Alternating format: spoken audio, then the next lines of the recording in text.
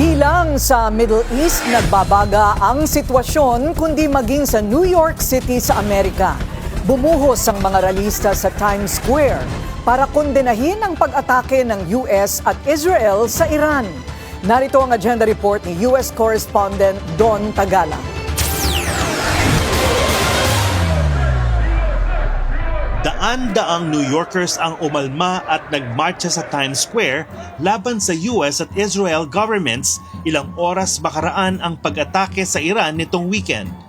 No boots on the ground, no bombs in the air! No boots on the ground, no bombs in the air! US out of everywhere! US out of everywhere! Sigaw ng mga ralista, tigilan na ang illegal at unprovoked bombing campaign ni US President Donald Trump at Israeli Prime Minister Benjamin Netanyahu sa Iran. The American people disapprove of this war. They want it to stop right now. We are sick and tired of our tax dollars going to fund bombs, destruction, and death in the Middle East. Spend them here on our healthcare, our infrastructure, on helping our communities here. Enough of these ridiculous, endless wars. Isa sa mga tinamaan ng pagbomba sa Iran ay isang primary school kung saan dose-dosenang katao ang patay at sugatan.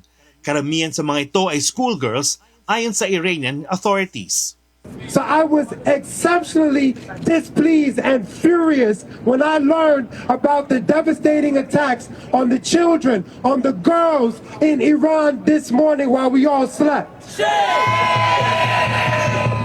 I am so tired of listening to these liars tell us that other countries are the threat when it is our government that shoots us in the streets. It is our government that kidnaps children here. It is our government that is bombing and starving children in Gaza, children in Cuba, children in Iran. Are you sick of it? I'm sick of it!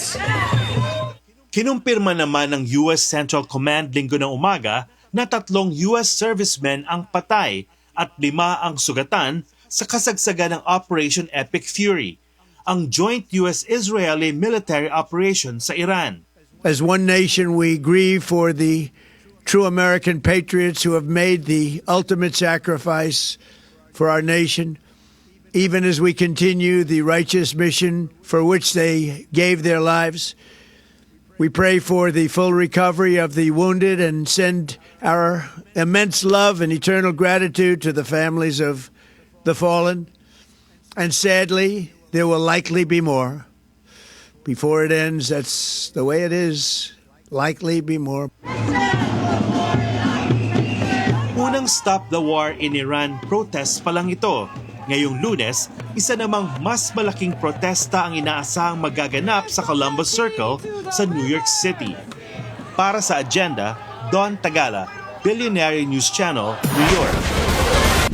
Manatiling nakatutok sa Billionario News Channel. Sumubaybay sa aming social media accounts at mag-subscribe sa aming YouTube channel para sa mga bago at eksklusibong balita.